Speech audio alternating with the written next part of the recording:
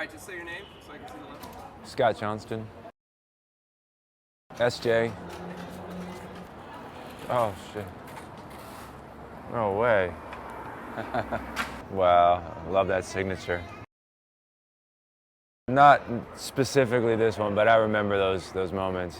Yeah, so random. Yeah, this is super random. This graphic is random. Yeah, yeah. I can't even understand why this is my graphic, but yeah. I forget who did it. It was either Jesse McMillan or like these two Russian twins, like in SF. They were called the Corner Twins, and they would draw board graphics together, and they skated. I don't know. It was either Wingding, Mike Ko, or I think actually it was him. He approached me. He's like, "Yo, you know, Justin's starting this thing." I met up with Justin and I saw what they were working on, and it was pretty rad stuff. First, I was gonna quit. I went and met with Greg Carroll. I skated for Thank and had like a sit down with him. Pretty much backed out of the Mad Circle thing the first time because, you know, I love Greg Carroll. He really like saw something in me early on as a kid, so I felt like, yeah, I owed it to him. Pretty quickly, again, it was inevitable. Like, I saw something that they were doing that I just want to be a part of. Got on like from the start, yeah.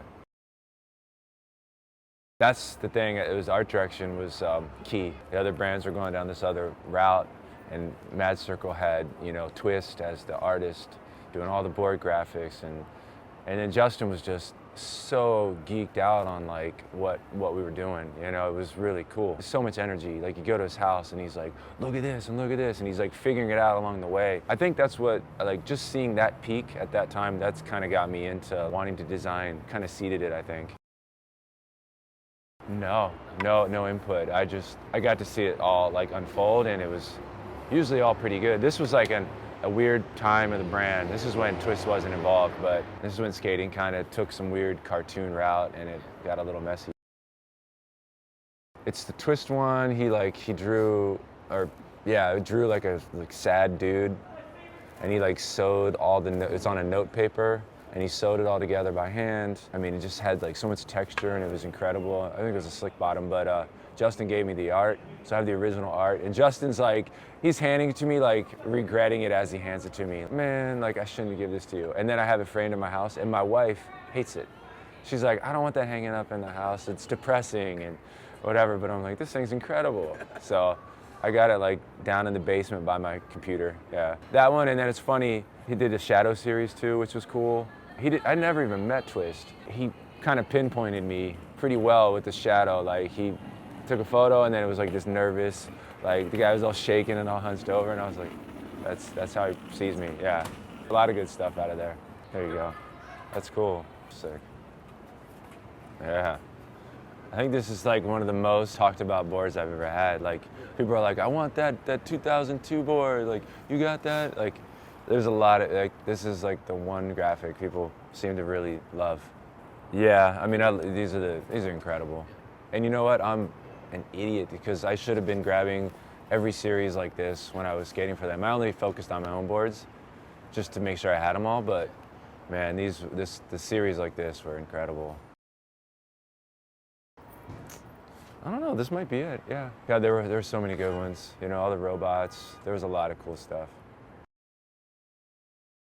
Yeah, and he just, again, I don't know how, like, sometimes he just, I don't know, he had good, like, insight on, like, who everyone was from afar. Yeah, it was cool. Yeah, he nails it. Yeah. You're a bunny and you're a tiger, and, like, you know what I mean? He could figure it out. I have this one, yeah. No, I have, like, maybe one Evan, like, original art piece. It was just like he did these wood blocks, you know, all these stencil, and it was cool. He was like experimenting, doing something new. And we were on tour. We all came through his house, which is rad.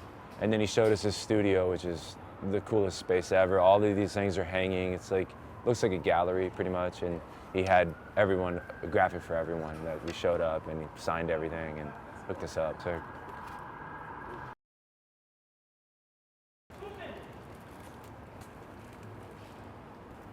dude, yeah.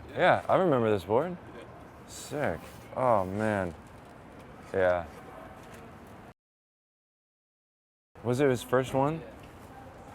Oh man, honestly, it's giving me chills, dude. Yeah, fuck. Yeah. I remember seeing him at like a lot of like young, but relatively young, yeah, young. Like we were all like probably like 13 to 15 at like contests, and I just saw him from afar, and he was already like, I mean, what at that time I was like, that dude's the best. Can't really remember specifically the time I got to meet him, but yeah, it's just the DC days, like always skating with all those guys and trying to feed off them, like him and Chris and all those dudes. Yeah, I just wanted to be skating with them because they were the best. I don't know, he always had like a little like extra something to everything he did. God, yeah, I can always see that like that little extra snap like in his body and just that like that tight, I don't know, it was just like a tight flick about everything he did.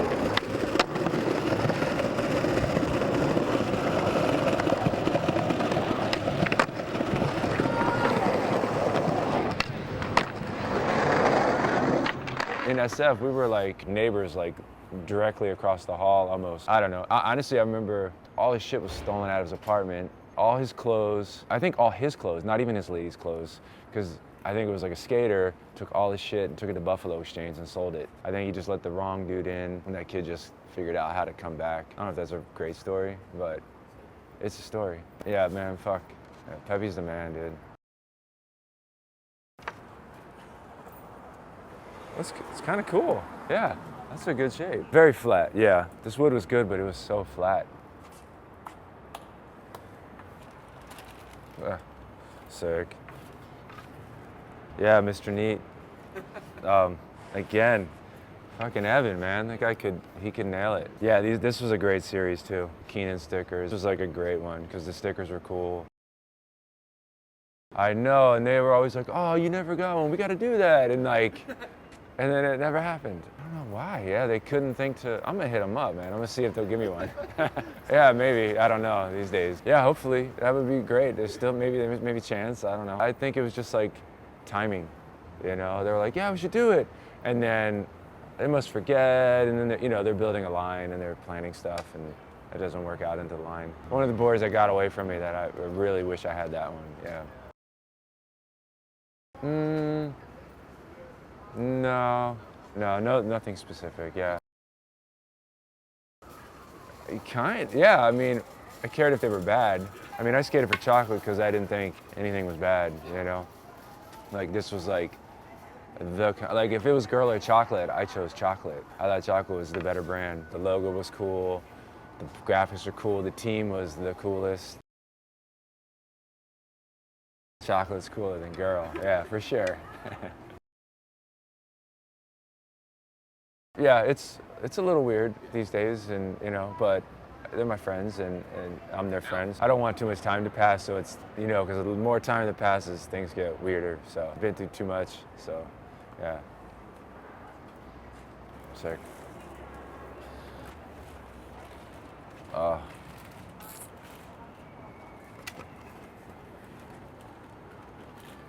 Yeah, Keenan.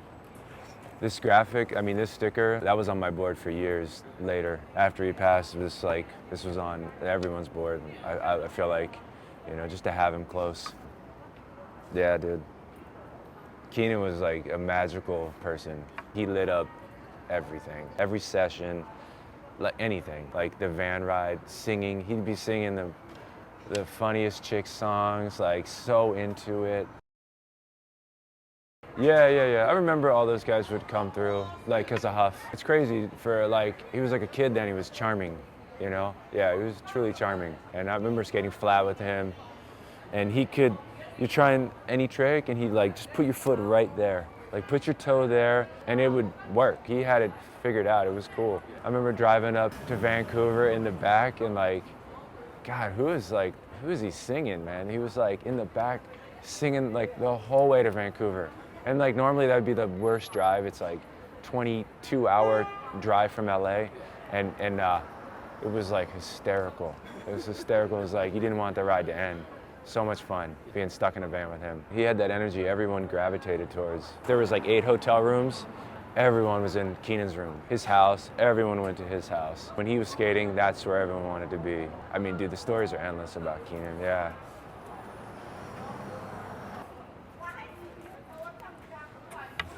Stereotypical Mr. Clean guy.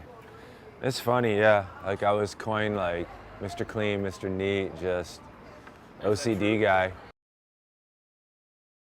I guess a little bit, yeah. But having kids has definitely taught me to let go a little bit of that. So I don't know if I like this one that much, actually.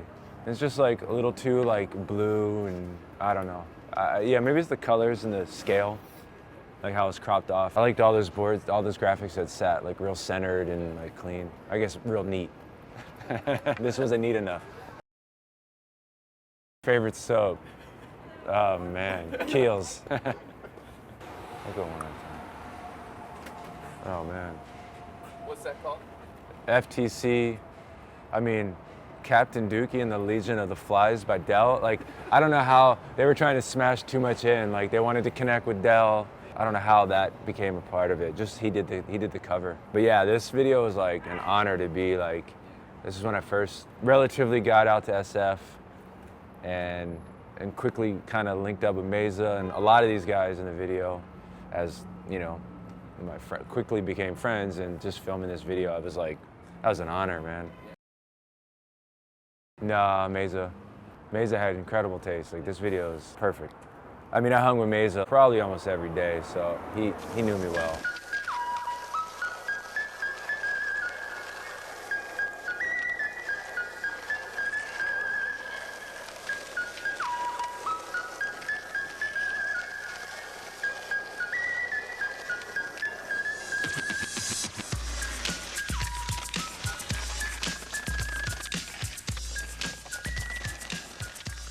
I want to say Greg Hunt. My roommate, this guy John Moe, he's also from DC. He's like, yo, you should come out here. And he knew I wanted to be out there. So he's like, come stay with me. And then he knew Greg. So I think that was like one of the first person we ran into. And Greg was like, instantly like just took me in as a friend, which was really cool. And then it just snowballed from there. Greg, Mike York, Shamil. I remember like Shamil. Like I think of this now, I'm like, what kid would be like, oh man, you need new shoes? I'll take you to FTC. Like I'd never been there, and he like took me on the train, like took me on the bus, like took me there, you know, showed me. I mean, maybe he needed to get something, but that wasn't like his priority. He's like, oh, let's go. I'll take you there. Yeah, it was the first time going to FTC. Yeah, and I was like, what is this place? There's like tennis rackets hanging, and it was like, this is this place? It's really random. Kent and like everyone there, you could see that this was like an epicenter for all the skaters. I had a tab. Yeah, that thing was. Is there photos of the book? Because I think, because the book, that thing is incredible. I settled up. Yeah. I think so. I bet. Ken, let me know if I'm not settled up. I'll send you something. I mean, I can remember like the feeling. You know, I grew up skating Pulaski, and like we had like a rad scene there. The ultimate place to be was Embarcadero. I feel like I remember like rolling up on the brakes, and then you cut that corner and it's just like, it's just like glowing. It's incredible. I mean, you used to see people everywhere. Holy, there's Javante and there's Kelch. Henry's over there. I was like 18 and definitely nervous. These are like the best dudes. I feel pretty blessed to get there in time to like have a couple years of seeing the best street skating scene of that time for sure. I remember one night just seeing like Eric switch 360 flip the 7, pretty low key. You know, I think I was sitting there with like Sheffy and like a couple other people, and they were just like, yeah, that's Eric Costin over there. Quietly, he just did it like so fast, and just like, I think he just left. He didn't really seem to have a connection to any of those guys at that time. There's all sorts of crazy stories there. I remember Kelch tried to ollie. Some girl was sitting there, I think he tried to ollie her. Like, as she sit on the stairs, I think he like hit her in the back of the head. I mean, I could go on, you know. Oh, he was fucking the coolest, yeah. There was somehow I got a pass, man. They were all super easy on me. Kelch didn't give me shit, but you know who gave me shit? Matt Schnurr, dude. You know, I skated for Think at the time, and he comes up, you wanna buy some wheels? And I'm like, no thanks, you know, and he's like, fucking sure, fucking don't buy them, go to the store, buy them fucking $30, like just snapped on me. And I was like, all right, like, and just went on my way. Nah, I'm confronting him now. Yeah, Schnurr was sick. Yeah, no, Schnurr's my man. I love Schnurr. I don't know, I just think the blocks. You know, they had like a really nice nose slide, like tail slide, nose grind. So, yeah, some, but I think quickly I learned like, that's where all like switch crooks really worked really well there.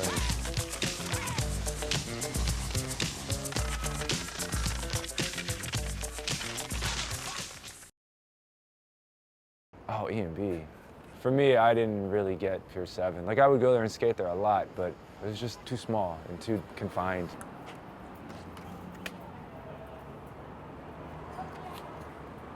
Penal code? FTC, penal code. I feel like when Embarcadero was like becoming harder to skate, so it forced us to branch out and skate like the avenues and different places. And I think this is, yeah, skating with Pulio and Huff a lot at this time. Again, killer crew.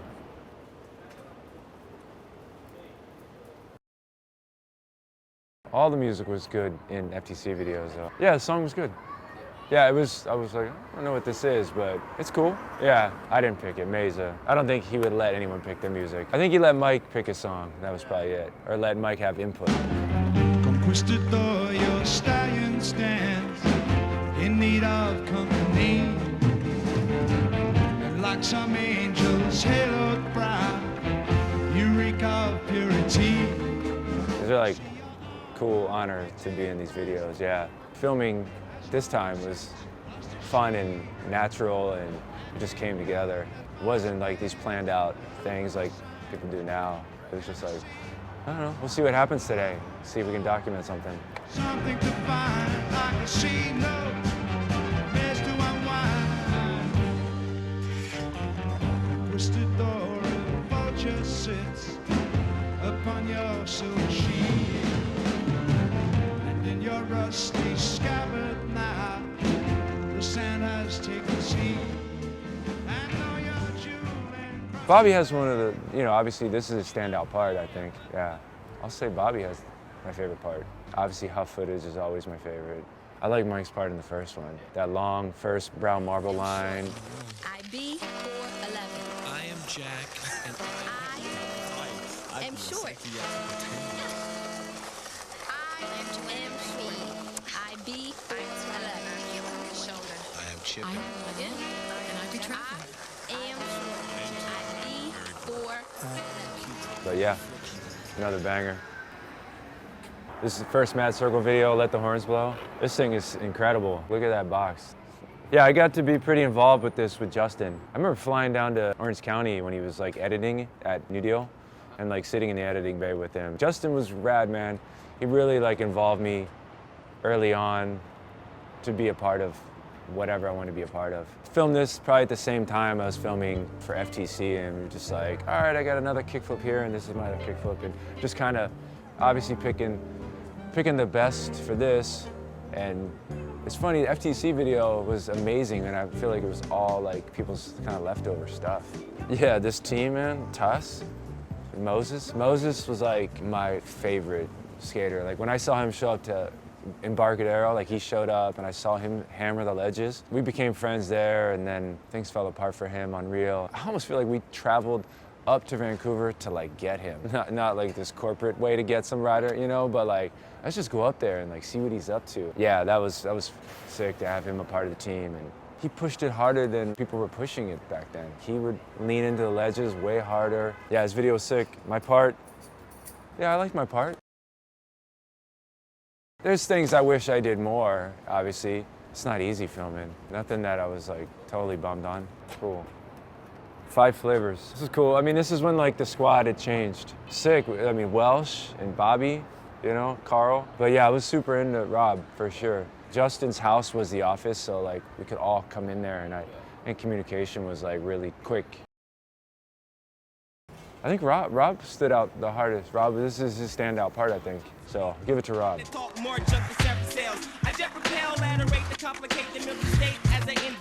My part was super short, but I didn't hate it.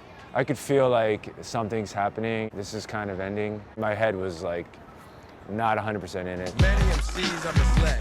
misled by the lies that they pump in their heads. The money and the fame that they're hoping to find will never come close to the scope of my rhyme. Now, some have been successful, but really, and yo, these MCs are clearly not nearly up to this level, or should I say caliber. It's just some hype that the company's selling you. Cause they'll take a dud, talking crud, and they'll push him. But in the next year, someone new will just squish him. Cause when you sell out to appeal to the masses, you have to go back and enroll in some classes.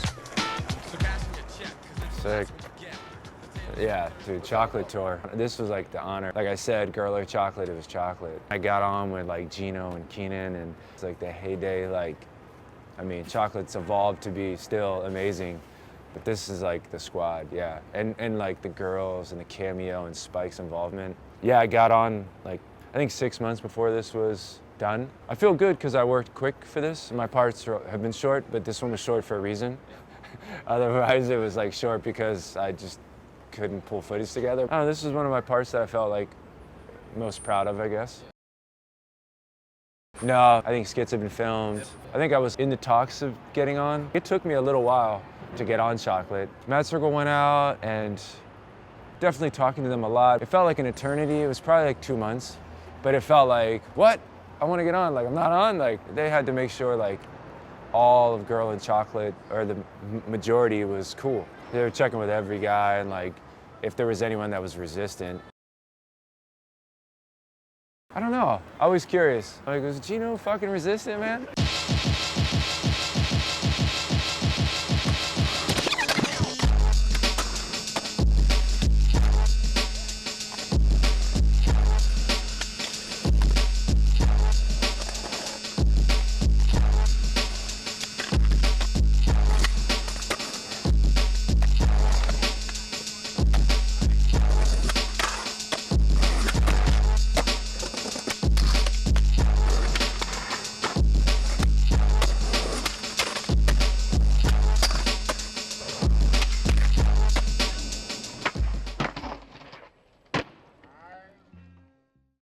My favorite skate shoe is a half cab.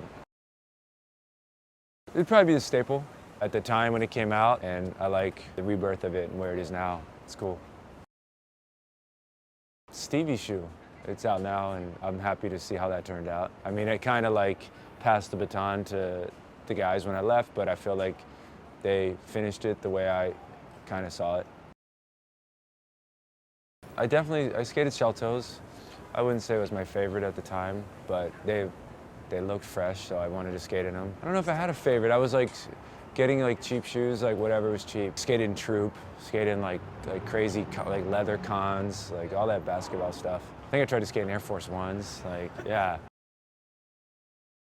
They were incredibly thick, yeah. I saw some people skate in them. I'm like, that looks sick.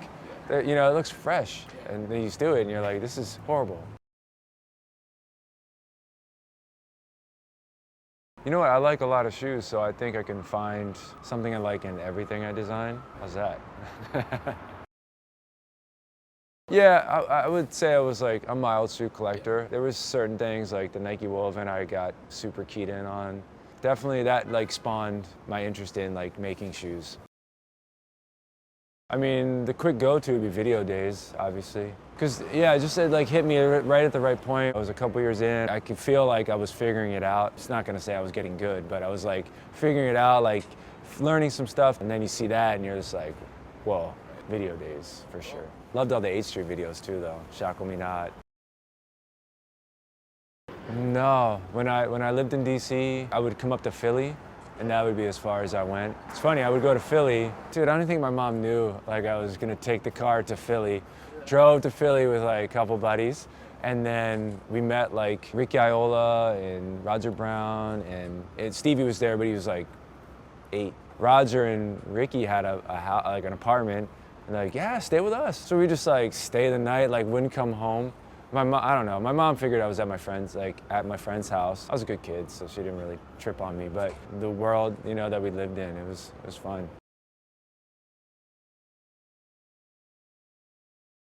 He was the dude at DC, like that was the guy. I feel like I wanted his approval. Like, it was into me, then I felt like I'd done it. Like that was like the guy in DC at that time. Oh, style, man. Another sweetheart. Nicest dude on the board. That's another dude, like I skated for Think, probably because of him and like Ronnie Bertino. He's like a mythical legend to me. Like I saw him skating, he was just like too sick to approach. Ill East Coast filmer, yeah. Damn sick. I had definitely a good time skating and filming with him, coming up to Philly, yep. Yeah, rad dude. Another one of like the DC like legends. Yeah, he's sick, man. We're in touch now. A couple dads, just checking in, seeing how life's going. Oh man, that's a dope cover, man. Color coordinated, everything cover, that's incredible. They're pretty fresh, dude. Look how fresh those sneakers are. You can see that they're crazy bricks. It's incredible we skated in shoes like that back then. I thought it was dope, yeah. Yeah, it was sick. I don't know what's in here, sick. I didn't see this coming. Yeah, my first Lakai ad. Everyone was killing it with their ads. I feel like we were all putting our all into Lakai at the time. The ad layout was sick, and they were like, "You're up for an ad." I was like, "Man, I don't know what to do. Like, I don't got anything." And I was like, maybe I could try that. I don't even know if it'll be good enough. This turned out better than I thought it was gonna be.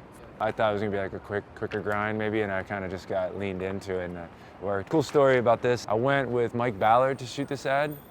It was just me and him, no videographer, it was just me and him, and we're shooting film. It's like a bust, and we're like going back and forth, and tried for a while, and then I finally did it, and I could tell like this hesitation. He's like, "I think I got it." Because he ran through the roll like at the end. I think the ad was due on like Thursday, it was like a Monday. Get the film back Tuesday. It was like a pretty good one, and you could see like right when I'm about to land, like that's it. And I think they were trying to piece it together. I'd missed the grind, had done a lot of tail slides, so they're gonna piece it together. And Rick was like, "I don't know, man. I don't think it doesn't look right." You know, in my head, I'm like, "Well, I did it.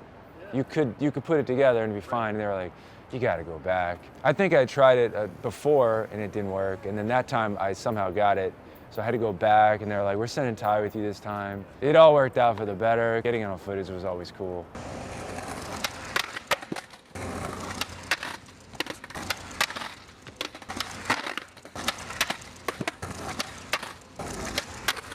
Coming in.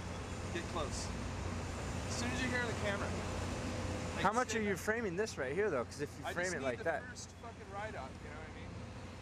And then as soon as you hear the camera go, just start moving in, like move in.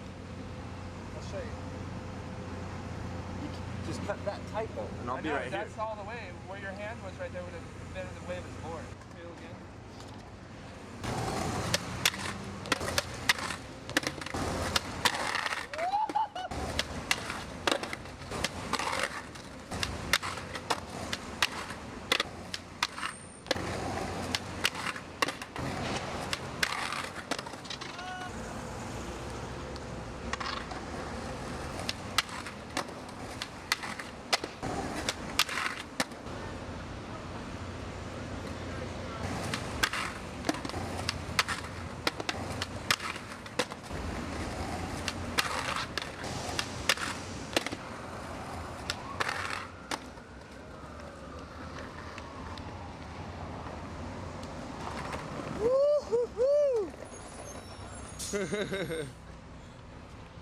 What a blessing in disguise it was.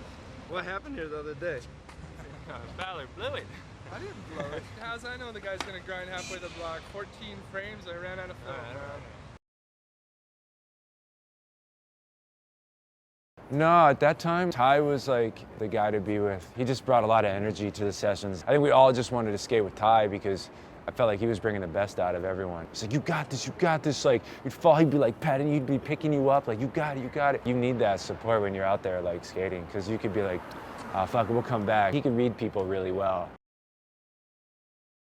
It's funny, that's my best part. But I had like 3 tricks. The ultimate part, I feel like that's one of Mike's best parts. Rick was one of my favorite skaters as well. I think those 2 dudes are some of my favorite skaters. So to be in a part with those guys and like do my best alongside of them.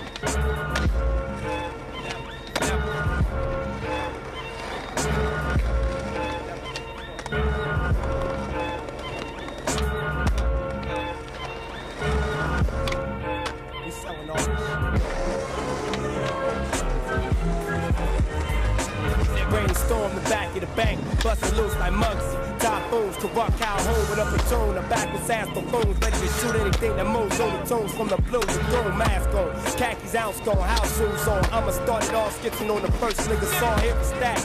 Heard me, hear me, heard that words don't pass the front door. Before you gotta show them your heart and soul. When Desert Eagle flow explode and watch them fold, the other niggas froze. You knew better. Mask in an all blue sweater, 2 pumps ready for a ride. 4 Beretta, 6 hostages with a loss of oxygen. Wet as a river, 16 breaks to flip. After I flip these bitch niggas throw they shit. I've been down with the twist since 86. Hyperactive with automatic snap and reaction. I'm sick of waiting. A 38, I'm jacking for dating. Kick the door in for sure. Double force ramming, hollow bandit, ready to knock them off. Then they stand in position to Kansas. Telegraph the whole parameter. Paralyze anything that walks through the parameter. Cervical veins lacerated, launched the missiles. Interrogated and operated, posted with pistols. Time for war, this is when the hearts explode. Change up the game, cocking and sparks explode. I'm a marksman, touching death, 10 steps and draw. And that's all into anything before. In the World War, off like a Concorde jet. A fool, DPG descent in the World War. This is when the hearts explode. Change up the game, cock, sparks explode. Made up a press and panic and then start stitching. Not giving a fuck while all y'all bitch. This is for all my G's, my homies. Flipping birds and serving keys. I'm with King T in the licks. Alcoholed up like bitch. Get the fuck off my dick. I got pistols, pills, acid, bomb, crank, crystallized coke and lines. I don't give a fuck.